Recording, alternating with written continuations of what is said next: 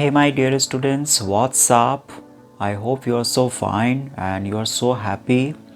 And a very good morning, Sunday morning. And I'm also very cool. I'm also very happy, like all of you. क्योंकि आप सबको पता है कि अगर आप लोग खुश रहते हो तो मैं भी बहुत खुश रहता हूँ, मैं भी बहुत फिट रहता हूँ।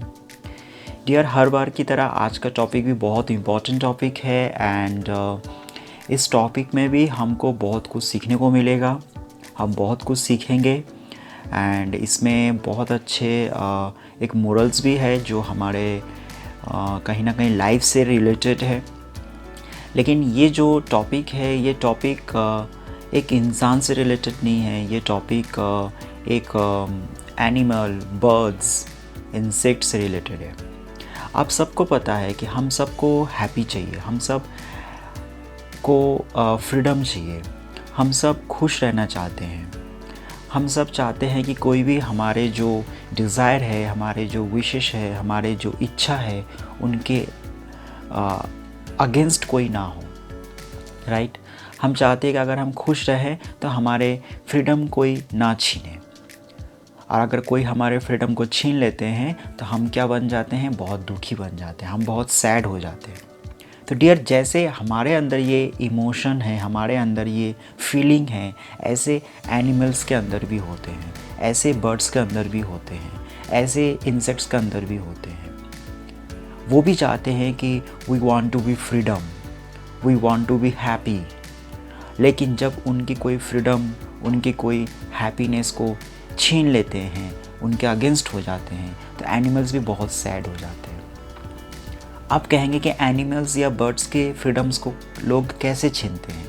तो डियर, उसको हम पिंजरे में बंद कर देते हैं। हम हमारी खुशी के लिए उनको हम जू में रखते हैं ताकि हम अपने एंटरटेनमेंट कर पाए। आपने देखा होगा बहुत सारे जू होते हैं जहाँ पे एनिमल्स डिफरेंट्स मिलते हैं, बर्ड्स मिलते हैं।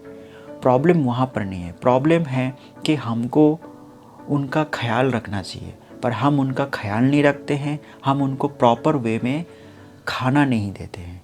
तो इस वजह से वो एनिमल्स भी बहुत सैड हो जाते हैं। तो ये जो टॉपिक है ना, इसमें जो पोएट है उन्होंने यही कहा है कि हम अपने खुशी के लिए दूसरों की खुशी छीन लेते कई बार, जो कहीं ना कहीं बहुत गलत है।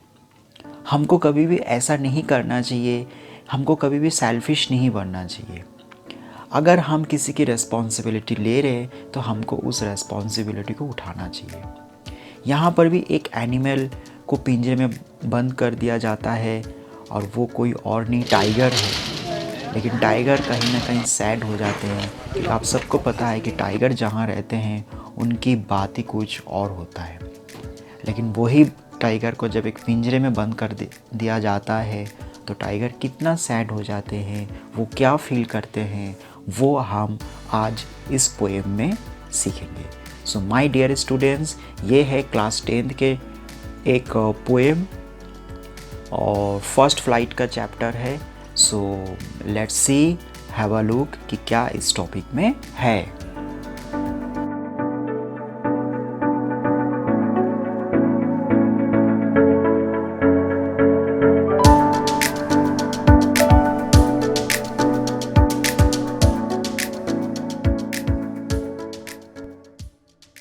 सो माय डियर स्टूडेंट्स, जैसे मैंने अभी आप लोगों को कहा था कि आज का टॉपिक बहुत इम्पोर्टेंट टॉपिक है, क्योंकि ये टॉपिक कहीं ना कहीं एक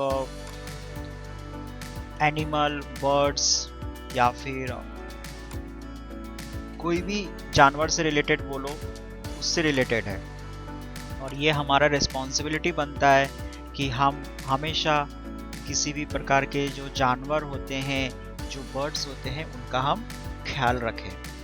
तो हर बार की तरह इस बार भी मैं आपको सबसे पहले ये जरूर बता दूं कि जो ये टॉपिक जो है ये सीबीएसई बोर्ड क्लास 10 के चैप्टर में है, और जिसका नाम है फर्स्ट फ्लाइट, बुक्स का नाम है। और इसमें जो हम चैप्टर सीखेंगे वो है chapter 5, a tiger in the zoo, है ना। और इसका पोएट कौन है? Leslie Norris, right. तो ये चैप्टर नंबर 5 है, आप देख रहे हैं। और यहाँ पर मैंने उस चैप्टर का नाम लिख रखा है, द जू को मैंने थोड़ा सा हाईलाइट किया है क्योंकि ये सबसे इम्पोर्टेंट है। और यहाँ पे साथ में मैंने एक फ़ोटो भी डाल रखा है ताकि आपको किसी भी प्रकार के कोई समझने में प्रॉब्लम ना हो, राइट। तो हम सबसे पहले ये देख लेते हैं अ टाइगर इन द जू में हम क्या सीखेंगे। तो देखो डियर, ये बहुत इंपॉर्टेंट है क्योंकि कोई भी टॉपिक अगर हम सीखने जाते हैं तो हमारा कॉन्सेप्ट बिल्कुल क्लियर होना चाहिए कि हम क्या सीखेंगे और उन चीज़ों में से हमको क्या क्या बेनिफिट भी होगा। तो सबसे पहले हम कवर करेंगे अबाउट द पोएट, जो बहुत इम्पोर्टेंट है। मतलब लेस्ली नोरिस के बारे में हम यहाँ पे देखेंगे। उसके बाद हम कैरेक्टर देखेंगे, यानी इस चैप्टर में कौन कौन रोल प्ले कर रहे हैं, कौन कौन ऐसा है इम्पोर्टेंट भूमिका है। उसके बाद हम वोकैबुलरी देखेंगे। वोकैबुलरी मतलब इस चैप्टर में जो इम्पोर्टेंट वर्ड्स है या फिर जो इम्पोर्टेंट या टफ वर्ड्स है उसके बारे में हम देखेंगे। फिर हम देखेंगे सेंट्रल आइडिया। सेंट्रल आइडिया मतलब इस पोएम को शॉर्ट में समझना, बिल्कुल 1 2 3 लाइन में, राइट। देन आफ्टर समरी मतलब पूरे पोएम को अच्छे तरीके से समझना ताकि आप किसी भी प्रकार के कोई भी क्वेश्चन आंसर अच्छे तरीके से लिख सको। और उसके बाद मेरा फेवरेट मोरल, जो मुझको बहुत अच्छा लगता है इस चैप्टर में से आपने क्या सीखा जो हमेशा अपने जीवन में काम आएगा। और and the last question answer, जो आपके एग्जाम में थोड़ी बहुत हेल्प करता है। हालांकि ऑल टाइम तो जरूरी नहीं है कि सभी चैप्टर में से क्वेश्चन आता है, but sometimes it helps you. So मैं यहाँ पे एक चीज़ आपको ज़रूर बताना चाहूँगा कि इस प्रकार से हम 7 टॉपिक्स कवर करेंगे इस चैप्टर में, लेकिन अब इसमें से कुछ चीज़ें ऐसे हैं जो आपको पढ़ना कंपलसरी है, जैसे कि मान लो कैरेक्टर, उसके बाद वोकैबुलरी, उसके बाद central idea, summary, question answer, ये सब पढ़ना कंपलसरी है क्योंकि अगर आप ये सब नहीं पढ़ेंगे तो आपको एग्जाम में बहुत प्रॉब्लम आएगी। तो ये सब चीज़ पढ़ना तो बहुत ज़रूरी है।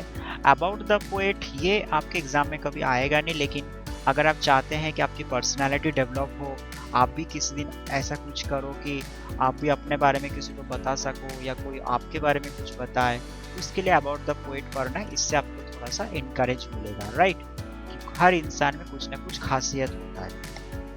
और उसी प्रकार से मोरल, अगर आप चाहते हो कि आप लाइफ में कुछ करो और लोग आपकी हमेशा तारीफ करें आप जहाँ भी जाओ, तो मोरल ज़रूर आप सीख लेना, क्योंकि देखो हर बच्चे को अच्छे नंबर्स मिलता नहीं है, ये मैं अच्छे तरीके से जानता हूँ और आप लोग भी इस चीज़ को जानते हो, क्योंकि सभी को पढ़ाई में उतना इंटरेस्ट होता नहीं है। कोई पढ़ाई में नहीं इंटरेस्ट होते, किसी का ध्यान किसी की क्रिएटिविटी किसी और चीज़ में होते हैं। इसलिए ये जो चैप्टर है, ये चैप्टर सिर्फ 10th क्लास में सीमित है। 10th के बाद फिर जब आप 11th में जाएंगे तो उस समय आपके पास दूसरा चैप्टर आ जाएंगे, फिर आपको दूसरी बुक पढ़नी पड़ेगी। तो फिर आप लेकर क्या जा रहे हो, क्या सीख कर जा रहे हो, यही मोरल, ठीक है। तो इस कहानी से, इस पोएम से आप जो भी कुछ सीखोगे यही आपका जीवन में हमेशा काम आएंगे। तो मोरल्स और अबाउट द पोएट ये आपकी चॉइस है। अगर आप चाहते हो कि सभी लोग आपको पसंद करें और जहाँ भी जाओ सभी आपको यही कहे कि वाओ, तो आप ये दोनों पढ़ो और बाकी तो आपको पढ़ना ही है, ठीक है। तो अब हम आगे स्टार्ट करते हैं। सबसे पहले अबाउट द पोएट से। तो अबाउट द पोएट में क्या लिखा है, Leslie Norris was very animal lovers. मतलब लेस्ली नॉरिस जो थे ना, ये इनको जानवर बहुत अच्छा लगता था, ये जानवर से बहुत प्यार करते थे।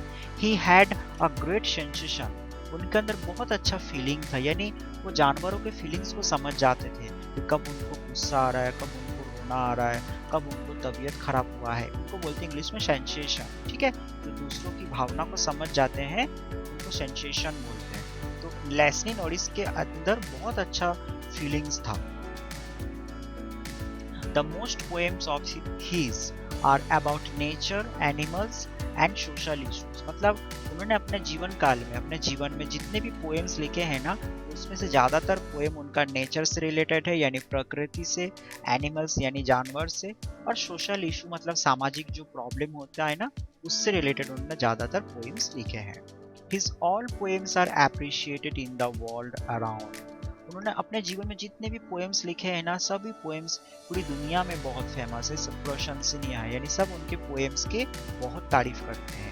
He wished to show the poorest condition of the animals being caged or killed। उनके जीवन में एक ही इच्छा था, वो इच्छा था कि वो दुनिया को दिखाए, क्या दिखाए, कि वो जानवर जिनको बंद पिंजरे में बंद कर दिया जाता है या फिर जिनको मार डाला जाता है, वो चीज़ वो दुनिया के सामने रख, ये खराब जो सिचुएशन जानवरों की, जो ये बेहरमी से मार डालना या केज में कई दिनों तक बंद करके रखना, कुछ खाना नहीं देना, ये इससे उनको कितना तकलीफ होता है और हम कितने निर्दय हैं। इस प्रकार का जो इमेज है सोशल सामाजिक का, वो इस इमेज को एक पोएम के जरिए हमारे पास रखना चाहते हैं। यही उनका जीवन में एक ही इच्छा था, जो भी कुछ खराब होगा मैं उसको सामने रखूंगा। The poem The Tiger in the Zoo shows the very sentiment, heart-touching images of a tiger when he is caged from the jungle। ये जो पोएम है लेस्ली नॉरिस, जिसका नाम है द टाइगर इन द जू, ये जो पोएम है, इस पोएम में हमको यही उन्होंने दिखाना चाहते हैं, एक बहुत दर्दनाक, एक भावनापूर्ण एक इमेज, किसका? एक टाइगर का। वो टाइगर जिसको जंगल से पकड़कर एक पिंजरे में बंद कर दिया जाता है, उसके बाद उस टाइगर का हालत क्या होता है, ये इमेज वो इस पोएम के जरिए हमारे सामने प्रेजेंट करना चाहते हैं। ठीक है, तो आपने देखा होगा कि लेस्ली नॉरिस कितना अंडरस्टैंडिंग पर्सन है। वो एक अच्छे इंसान भी थे, वो जानवरों से बहुत प्यार करते थे और उन्होंने अपने जीवन में जो भी काम किए हैं ना, उनके काम की सब प्रशंसा करते हैं, सब बोलते हैं कि नहीं, लेस्ली नॉरिस बहुत अच्छा इंसान है। और उन्होंने अपने जीवन में क्या किया, उनका एक ही लक्ष्य था कि मैं जानवरों को मदद करूं और जो भी जानवरों के साथ बदसलूकी करता है मैं उनका सामना करूंगा और उनको मैं दुनिया के सामने रखूंगा ताकि दुनिया उनको पनिशमेंट करे। ठीक है, आई होप आपको ये चीज़ समझ में आया होगा। अब हम देखते हैं वोकैबुलरी। तो वोकैबुलरी देखो, यहाँ पे दो टाइप का मीनिंग है, एक है मेन वर्ड और एक है सिमिलर वर्ड। तो मेन वर्ड आपको पोएम में मिल जाएंगे, है ना, कि ये थोड़ा सा टफ वर्ड होता है, राइट। और सिमिलर वर्ड तो आपको पता है जो इजी वर्ड होता है, तो आप इसको याद कर लेना, समझ लेना, क्योंकि कभी कभी एग्जाम में आता है 1-2 नंबर। ठीक है, दूसरा स्पोकन इंग्लिश में भी ये काफ़ी हेल्पफुल करते हैं। अगर आपको इंग्लिश मीनिंग समझ में नहीं आता है तो आप इस मीनिंग को गूगल में लिखना और हिंदी में चले जाना, तो आपको हिंदी मीनिंग भी मिल जाएंगे या फिर डिक्शनरी से भी मिल जाएंगे। ठीक है डियर, पर करना जरूर, है ना, बिल्कुल मस्ती मत करना और इसको याद करना। ठीक है, नहीं तो भगवान पाप देंगे आपको।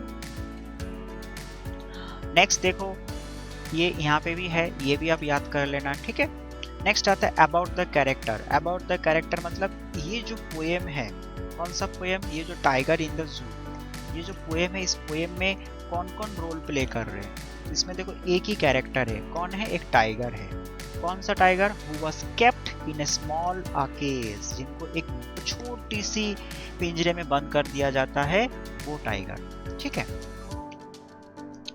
नेक्स्ट आता है सेंट्रल आइडिया। तो हमने देख लिया अभी तक हमने क्या क्या सीखा। हमने अबाउट द पोएट के बारे में देख लिया, लेस्ली नॉरिस, कैरेक्टर हमने देख लिया, वोकैबुलरी हमने देख लिया। अब हम सेंट्रल आइडिया देखते हैं। तो सेंट्रल आइडिया क्या है, मतलब छोटी सी शॉर्ट में इसको समझना। The poem a tiger in the zoo is written by Leslie Norris, यानी ये जो टाइगर इन द जू है, ये किसने लिखा है? लेस्ली नॉरिस ने लिखा है। Here he says about pity condition of a tiger। यहाँ पर उन्होंने एक टाइगर के बहुत खराब सी कंडीशन के बारे में बताते हैं, दुर्दशा। Who is caged strongly, जिसको जबरदस्ती एक पिंजरे में बंद कर दिया जाता है, उसके बारे में वो बताता है। The poet cannot see the scene of the tiger, पर पोएट को बहुत तकलीफ होता है, वो इस प्रकार का सीन बिल्कुल सहन नहीं कर सकता था। He thinks, वो सोचते हैं that the tiger's mental condition is very disturbed, having had caged in the cage। वो उस टाइगर की सिचुएशन देखकर वो क्या सोचते हैं कि टाइगर के जो मानसिक तनाव है वो कितना डिस्टर्ब हुआ होगा जब उनको एक पिंजरे में बंद कर दिया जाता है। He expresses that the differentiate between the natural life and the cage life। और इसी तौर पर उन्होंने यहाँ पर क्या हमको बताता है, क्या बताना चाह रहे हैं, वो एक डिफरेंस क्रिएट कर रहे हैं कि एक वो जिंदगी जो एक नेचुरल है, जो एक खुलेआम जिंदगी, और एक वो जिंदगी जो एक बंद पिंजरे में जिसको रख दिया जाता है। यानी एक टाइगर की जिंदगी वो देखो, जो जहाँ पर वो खुलेआम जंगल में घूमते हैं, उसको हम क्या बोलेंगे? Natural life. और एक उसकी वो जिंदगी जब उसको पिंजरे में बंद कर दिया जाता है तो वो बन जाता है उसका केज लाइफ। तो दोनों के अंदर क्या डिफरेंस है, ये हमको वो सिखा रहे इस पोएम के माध्यम से। Actually he wants to give a message to us. Actually दरअसल वो हमको एक मैसेज देना चाहते हैं that we should keep any animal in a cage. हमको किसी भी एनिमल को, यहाँ पे मैंने थोड़ा सा मिस्टेक्स किया है, यहाँ पे शुड नॉट आएगा। We should not keep any animal in a cage. हमको किसी भी जानवर को पिंजरे में बंद नहीं करना चाहिए। To be free in jungle is natural habit of wild animal. एक जो वाइल्ड एनिमल मतलब वो जानवर, जो जंगली जानवर जो होते हैं ना, उनका एक स्वाभाविक ये नेचुरल हैबिट है कि जंगल में फ्री घूमना। यानी अगर वो जंगल में इधर से उधर घूम रहे, उधर से इधर आ रहे, तो ये उसका एक नेचुरल, एक स्वाभाविक है। ये उनका भगवान ने उनको बनाया ऐसे। तो हमारा कोई अधिकार नहीं बनता है कि उसकी इस जिंदगी को छीन कर, एक स्वतंत्रता को छीन कर उनको हम एक पिंजरे में बंद कर दे सिर्फ अपनी खुशी के लिए। कौन कह रहा है? लेस्ली नॉरिस हमको कह रहे हैं। बाय दिस पोएम, इस पोएम के द्वारा the poet Leslie Norris wants to convey a message about freedom and living capacity। इस पोएम के द्वारा लेस्ली नॉरिस हमको क्या कहना चाहते हैं? हमको एक मैसेज देना चाहते हैं। किसके बारे में? अबाउट फ्रीडम, स्वतंत्रता के बारे में, एंड लिविंग कैपेसिटी मतलब जीने की ताकत। जीने की ताकत और स्वतंत्रता के बारे में हमको एक मैसेज देना चाह रहे हैं लेस्ली नॉरिस पोएम के माध्यम से। क्या मैसेज देना चाह रहे हैं? He shows every living being wants to be free. मतलब वो क्या कह रहे हैं कि हर जीव को स्वतंत्र रहना अधिकार है।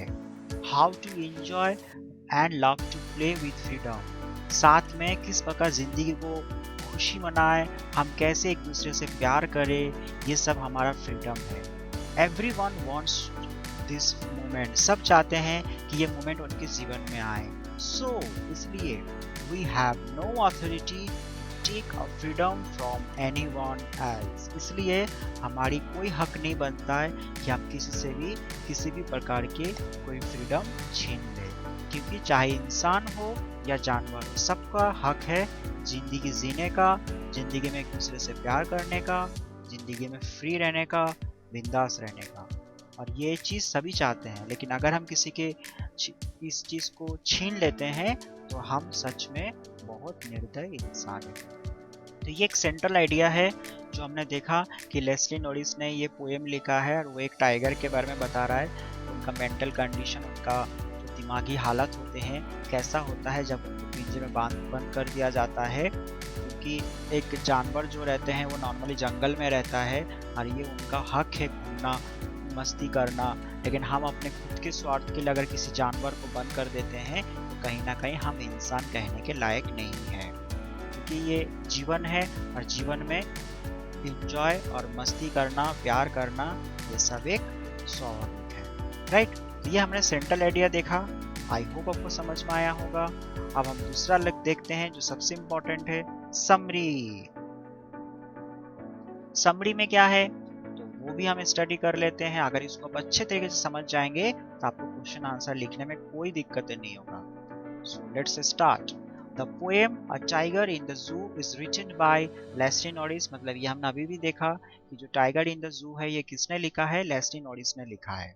He describes about a petty condition of a tiger who was forcefully caged for a long time।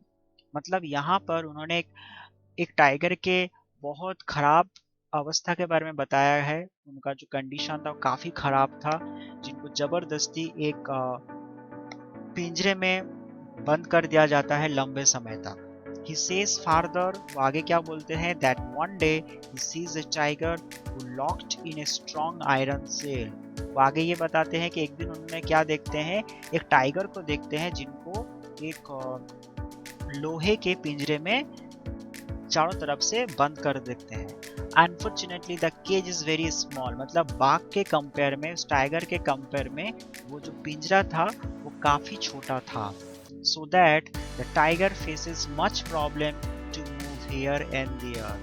देखो यहाँ पे ना आपको कुछ नया मिलेंगे। यहाँ पे हमने सिर्फ इतना देखा कि टाइगर को पिंजरे में बंद कर दिया जाता है, लेकिन उसके बाद क्या होता है वो हमको नहीं मालूम। उसके बाद आपको यहाँ पे पता चला, क्या पता चला कि वो जो पिंजरा था वो काफी छोटा था, इसी के कारण जो टाइगर था ना उनको हिलने ढुलने में दिक्कतें हो रहा था, क्योंकि आपको पता होगा टाइगर काफी लंबा एंड हेवी होता है, तो उसको अगर किसी पिंजरे में बंद रख भी रहे हो तो पिंजरा भी वैसे होना चाहिए, क्योंकि इनका पिंजरा वैसा नहीं था, इसलिए टाइगर को इधर उधर हिलने में काफी तकलीफ हो रहा था।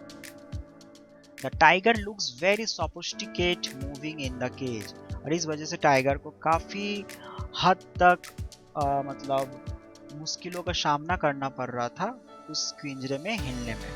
He cannot go up and down easily because of heavy body. उनके शरीर इतना heavy था कि वो ऊपर नीचे भी जा नहीं पा रहा था।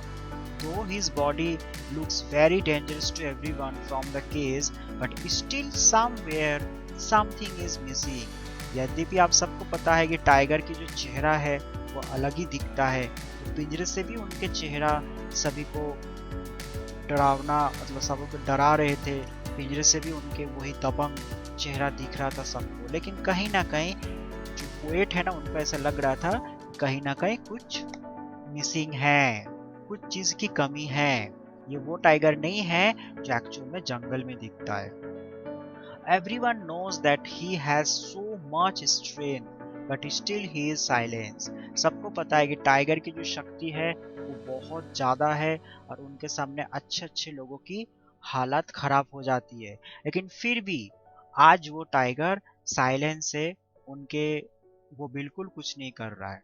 His pads are very soft. उनके जो पैर के तलुए हैं वो काफी सॉफ्ट है, because he knows that he is not out of the cage. क्योंकि उनको पता है कि मैं पिंजरे के बाहर नहीं हूँ, इसलिए आज उनका जो पैर के तलुए है वो भी चुपचाप है और उनका बॉडी भी चुपचाप है, वो कुछ भी नहीं कर रहा, बस एक बार इधर और एक बार उधर पिंजरे के अंदर ही घूम रहा है। He is imprisoned. वो जेल के बाहर होते हैं, जब वो जेल के बाहर होते हैं, when he is out of the cage, that time he is full of rage. मतलब जब वो जेल के बाहर होते हैं तो उस समय वो क्या करते हैं, उस समय वो काफी तेज में रहते हैं, he is full of rage, but now he knows very well he is helpless completely. लेकिन अब उनको पता है कि वो काफी मददहीन है, यानी अब उनको कोई मदद नहीं कर सकते क्योंकि अब कुछ करने का है ही नहीं, इसलिए वो चुपचाप है। Seeing such a condition of the tiger, tiger की ऐसे कंडीशन देखकर the poet Leslie Norris became very sad. ये चीज देखकर ना लेस्ली नॉरिस को काफी दुख होता है।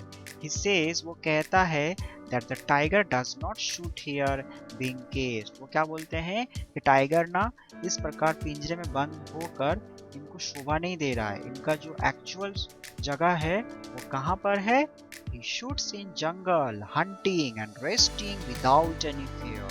क्या बोल रहे हैं कि टाइगर जंगल में बहुत अच्छे लगते हैं, जब वो शिकार करते हैं तो ऐसा लगता है कि प्रकृति एक खूबसूरत बन चुका है, और जब वो एक पेड़ के नीचे बिना डरे सोते हैं वो जो दबंग चेहरा वो बहुत अच्छा लगता है। इस प्रकार केज के अंदर बंद होकर चुपचाप टाइगर बिल्कुल अच्छा नहीं लग रहा है, उसको शोभा नहीं दे रहा है।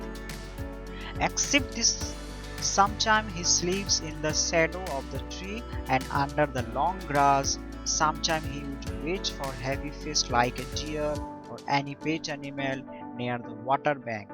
Thus he spends the day and night of his life. क्या बोल रहे हैं कि टाइगर जंगल में जब बिना डरे सोते हैं तो कभी कभी वो शिकार भी करते हैं, कभी कभी वो जंगल में रहते हैं, लेकिन कभी कभी वो एक पेड़ के छाव में भी सो जाते हैं, कभी कभी वो बड़े बड़े जो घास होते हैं उसके अंदर सोते हैं, और कभी कभी तो वो क्या करते हैं, वेट करते हैं जब उनके पसंदीदा खाना डियर उनको मिलता है, यानी हिरन, क्योंकि आपको पता होगा शायद टाइगर को हिरन बहुत पसंद है, टाइगर का फेवरेट फूड है हिरन, राइट। तो वो क्या बोल रहे हैं कि टाइगर कभी कभी हिरन का भी वेट करते हैं और कभी कभी वो किसी पेट एनिमल को खाने के लिए नदी के किनारे भी वेट करते हैं, और इसी प्रकार वो अपने दिन और रात गुजारते हैं। लेकिन यहाँ पर क्या हुआ, यहाँ पर एक टाइगर चुपचाप बैठे हैं इसी पिंजरे के अंदर। तो पता है कि आज मैं खुलेआम नहीं हूँ जंगल में। The poet gets an imagination that what is happened if a tiger does not get a food what he prefer। वो एक बार कल्पना कर रहे हैं पोएट, अगर किसी दिन एक टाइगर को खाना नहीं मिले तो टाइगर फिर क्या करेंगे। Then a tiger enters in a village in search of food। फिर टाइगर क्या करते हैं, गांव में आ जाते हैं। आपने देखा होगा कई बार कुछ पेपर में कभी कभी आता है कि कभी चीता, कभी टाइगर, कभी तेंदुए गांव में आ जाते हैं, फिर उसको पकड़ते हैं। तो वो कब आते हैं, यहाँ पे वही बता रहे हैं। जिस दिन टाइगर को कभी खाना नहीं मिलता है तो टाइगर क्या करते हैं, खाने ढूंढते ढूंढते वो गांव में आ जाते हैं। He gets angry, उनको बहुत गुस्से में रहते हैं। क्यों, क्योंकि वो काफी भूखे रहते हैं। He rounds door to door and village to village to search food। वो क्या करते हैं, एक दरवाजे से एक घर से दूसरे घर, एक गांव से दूसरे गांव घूमते रहते हैं, क्योंकि उनको चाहिए खाना। While moving in jungle, his white fangs and terrible claws are shown। आपने देखा होगा कि जब वो जंगल में घूमते हैं तो टाइगर का जो व्हाइट फैंग्स है, व्हाइट फैंग्स मतलब आप देखना टाइगर के दोनों तरफ बड़े बड़े दांत रहते हैं, उसको फैंग्स बोलते हैं, है ना। उनके बड़े बड़े जो दांत है, और टेरिबल क्लॉज मतलब पैर के जो वो पैर के नीचे जो तलुए होते हैं ना, उसको क्लॉज बोलते हैं। वो जब चलते हैं, जैसे आपको मैं दिखा रहा हूँ, एक मिनट, ये देखो, ये देखो, ये जो उनका कदम है ना चलने का, ये वाला पोर्शन, ये पैर का जो कदम, इसको क्लॉज बोलते हैं। देखना टाइगर का जो क्लॉज होते हैं ना बहुत डेंजर होते हैं, और साथ में उनका मुंह हमेशा खुला रहता है, और उनके सामने ऊपर के दो और नीचे के दो दांत दिखते बड़े बड़े, उसको फैंग्स बोलते हैं, फैंग्स। तो उसके जो दो बड़े बड़े फैंग्स और क्लॉज जो रहते हैं ना, वो दिखते हैं, और यही चीज हर इंसान को डराते हैं। यानी अगर टाइगर आपके पास आ जाते हैं तो कोई टाइगर से नहीं डरते, टाइगर का वो जो दांत है ना, उससे लोग घबरा जाते हैं, डर जाते हैं, और उनके जो चलने का तरीका वो बहुत डेंजर है। तो वही कह रहा है कि इट स्कैर्स एवरीवन, इससे सब डरते हैं।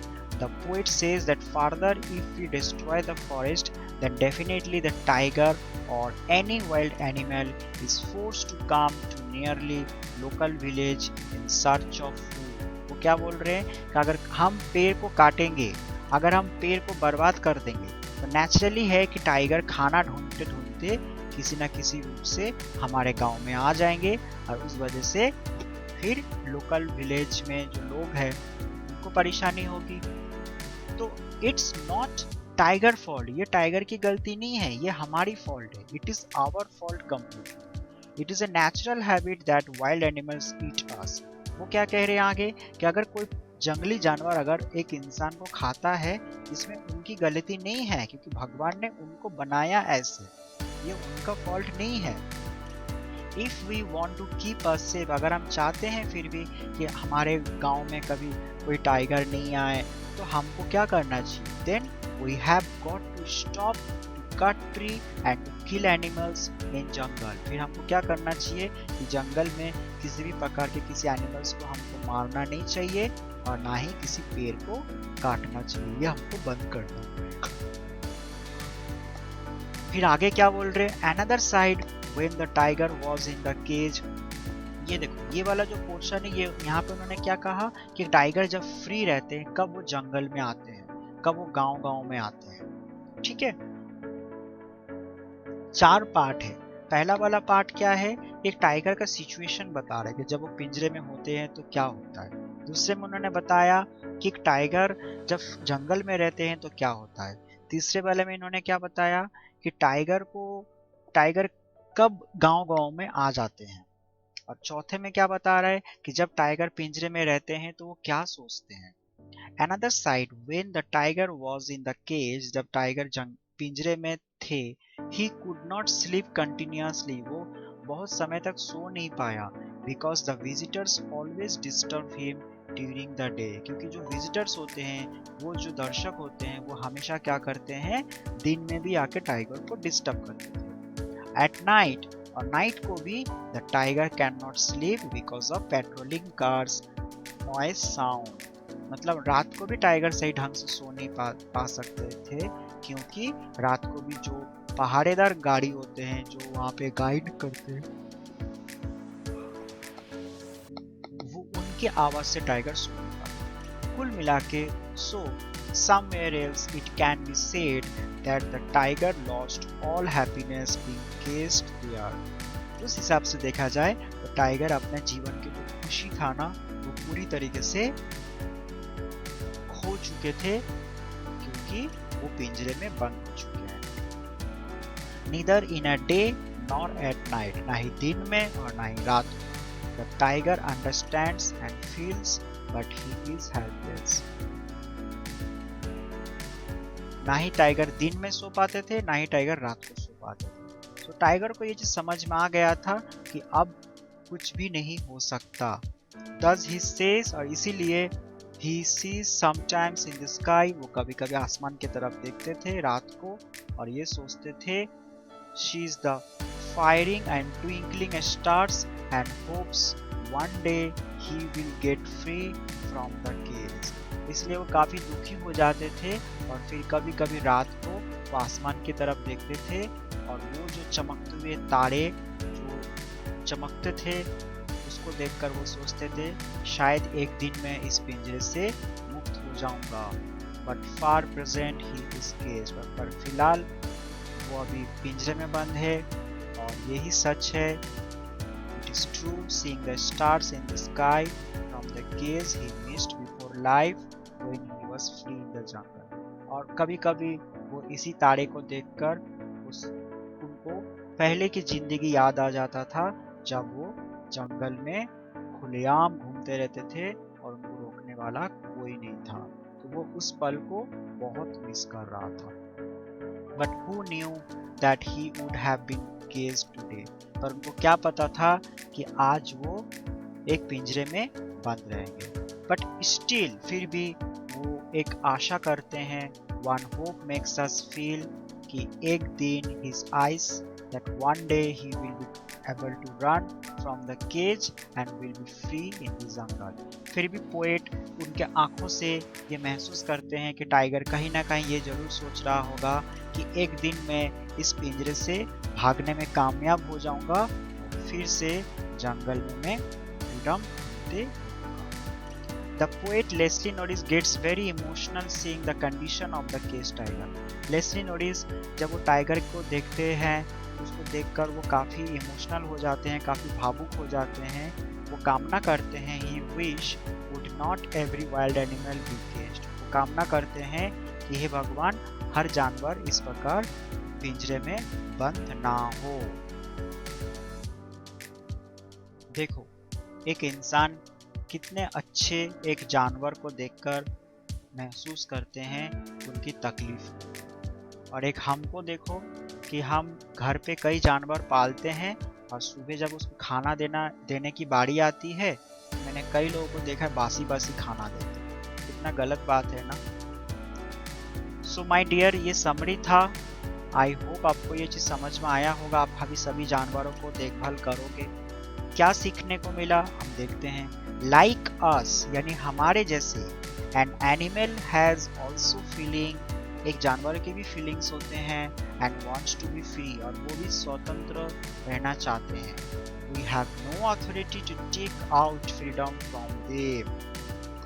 हमारा कोई अथॉरिटी नहीं बनता, हमारा कोई हक नहीं बनता कि हम उनसे फ्रीडम छीन ले।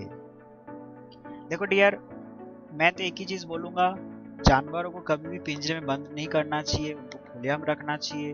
और अगर आप पिंजरे में बंद कर रहे हो, अगर अपने शौक के तौर पर उनको घर पे रख रहे हो या चिड़िया घर पे रख रहे हो, रखो, पर उनका ख्याल करो। उनको वैसी खाना दो, उनको वैसी जगह पे रखो जैसी जगह वो जंगल में रहता है, ताकि उनको भी तकलीफ ना हो।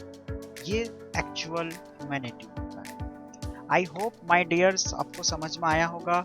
ये सारे टॉपिक हमने कवर कर चुके हैं, बस क्वेश्चन आंसर बचा है। तो ये जो है, ये मैं आपको इसके अलग से एक वीडियो बना के दूंगा और इसको आप अच्छे तरीके से समझ लो, और इसी में से अगर आप क्वेश्चन आंसर लिख पाएंगे, अगर आप इसको अच्छे तरीके से स्टडी कर लें। आई होप आपको समझ में आया होगा इस टॉपिक को। नेक्स्ट टाइम फिर एक नया टॉपिक लेकर आऊँगा। एंड तब तक के लिए see ya see ya my dear student.